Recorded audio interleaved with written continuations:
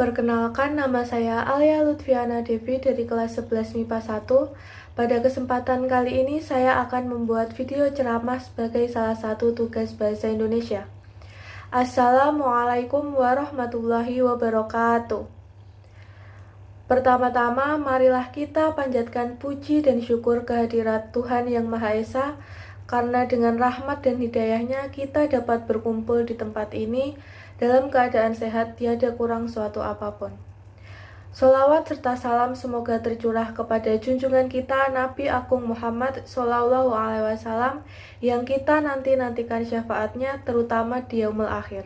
Teman-teman yang saya cintai, pada kesempatan kali ini izinkan saya untuk menyampaikan suatu topik bahasan terkait kesiapsiagaan adanya erupsi gunung berapi pada masa pandemi COVID-19.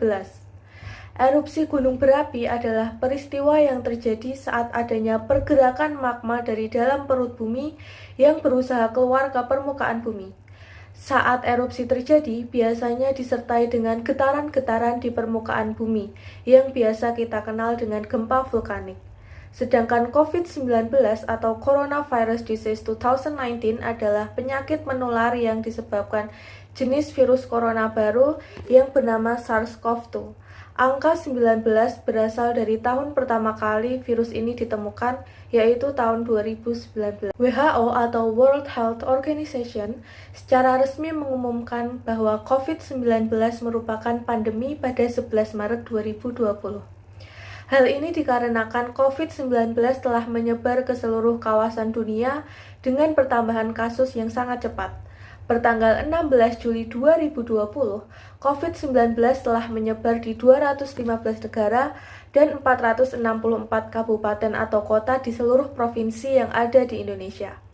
Sampai tanggal 8 Desember 2020, jumlah kasus terkonfirmasi global sebanyak 67,3 juta orang dan di Indonesia sebanyak 582.000.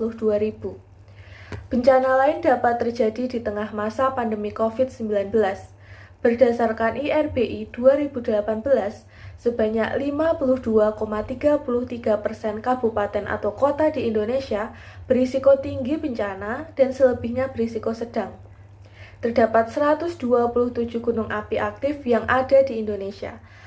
Hal-hal yang harus diperhatikan sebelum erupsi karena banyaknya jumlah gunung api aktif di Indonesia. Yang pertama, pahami arti status gunung api yang terdiri atas 4 level, yaitu normal, ketika aktivitas gunung api berdasar pengamatan visual dan lainnya tidak menunjukkan adanya kelainan.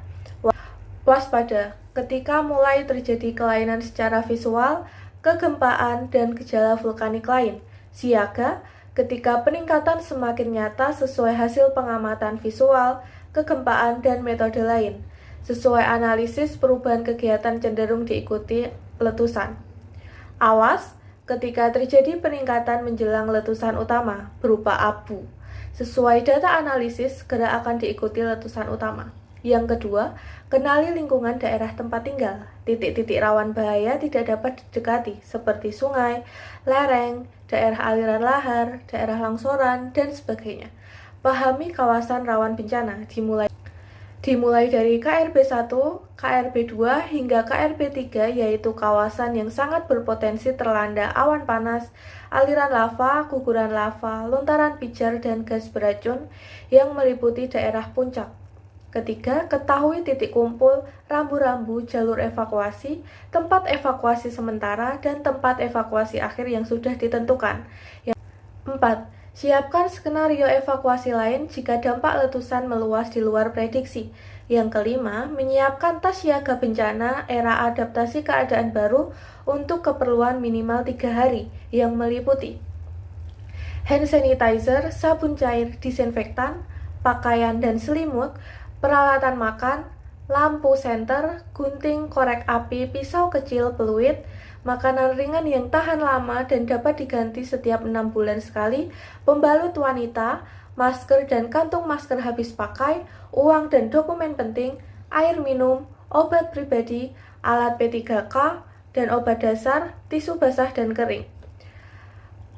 Yang keenam, perhatikan arahan dari PVMBG. dan perkembangan aktivitas gunung api melalui radio, TV, media sosial, dan lain-lain. Dalam semua siklus tahapan bencana dan krisis kesehatan, sangat penting untuk memprioritaskan perhatian pada kelompok rentan, seperti bayi, ibu hamil, ibu menyusui, balita, orang dengan penyakit bawaan seperti jantung, paru-paru, liver, ginjal, dan penyakit yang menurunkan imunitas tubuh, serta penyandang disabilitas. Selain itu, di era kebiasaan baru, perlu diidentifikasi orang dengan status suspek, probable, kontak erat, dan konfirmasi positif karena berpotensi menjadi sumber penularan. Diperlukan komunikasi yang tepat antara relawan dan masyarakat sekitar. Masyarakat lebih berdaya dan mandiri untuk melindungi dirinya, sehat, dan selamat dengan menerapkan protokol kesehatan COVID-19. Cara penyelamatan diri dari ancaman bahaya gunung api di tengah pandemi yaitu 1. Ketika ada tanda peringatan dini untuk evakuasi, segera pergi ke titik kumpul atau tempat pengungsian yang telah ditentukan dengan membawa tas siaga bencana. 2. Jauhi daerah berbahaya dari gunung berapi. 3. Kenakan pakaian yang dapat melindungi tubuh. Yang keempat, gunakan masker, kacamata pelindung, sarung tangan. Yang kelima, waspada terhadap letusan susulan. Perhatikan protokol kesehatan yaitu memakai masker, jaga jarak aman, dan cuci tangan menggunakan sabun di air mengalir atau menggunakan hand sanitizer. Selanjutnya, bila Anda atau keluarga sedang menjalankan isolasi mandiri, maka pastikan untuk menempati lokasi khusus bagi pengungsi yang menjalani isolasi mandiri. Tutup sumber air atau sumur dan tempat penampungan air agar tidak terkena abu vulkanik. Selalu perhatikan arahan dari pihak berwenang selama berada di pengungsian. Sebelum keadaan dinyatakan aman, jangan sekalipun kembali ke rumah. Pada letusan gunung api, partikel abu sangat halus sehingga dapat masuk ke paru-paru ketika bernapas. Apabila paparan terhadap abu cukup tinggi, maka orang yang sehat pun akan mengalami kesulitan bernapas disertai batuk dan iritasi. Kondisi gangguan pernapasan menyebabkan penderitanya lebih rentan menjadi berat bila terkena COVID-19. Abu vulkanik dapat menyebabkan penyakit serius, iritasi hidung dari pilek, iritasi dan sakit tenggorokan, iritasi saluran pernapasan bagi penderita asma atau bronkitis, dan ketidaknyamanan saat bernapas. Oleh karena itu, ketika terjadi bencana erupsi gunung berapi di tengah pandemi COVID-19, janganlah panik.